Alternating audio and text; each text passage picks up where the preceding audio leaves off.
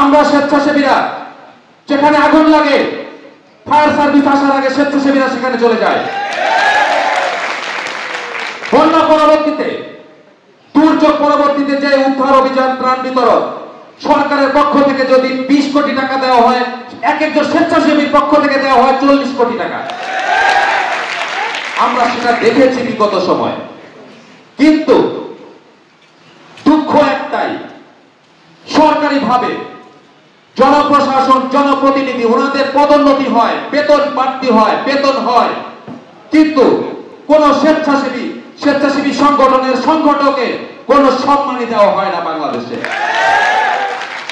একজন রক্তদাতা, আমাদের ছোট ভাই বোন, তারা বিভিন্ন হাসপাতালে যখন রক্ত দিতে যায়, রক্ত দিয়ে ফেরার পথে গাড়ি দুর্ঘটনায় ইন্তেকাল করেন। কিন্তু দুঃখের বিষয়, উপজেলা প্রশাসনিক পর্যায়ে তাদেরকে সম্মাননার সাথে দাফন কিংবা কবরস্থ জানাজার ব্যবস্থা করা হয় না।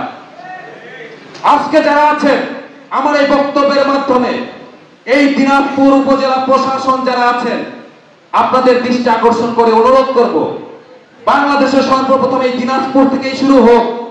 একজন রক্তদাতা, একজন স্বেচ্ছাসেবী যদি এই মানব সেবা করতে গিয়ে ইন্তেকাল করেন, তার জানাজা, কবরস্থ যেন সরকারি মর্যাদায় সম্মানের সাথে দেওয়া হয়।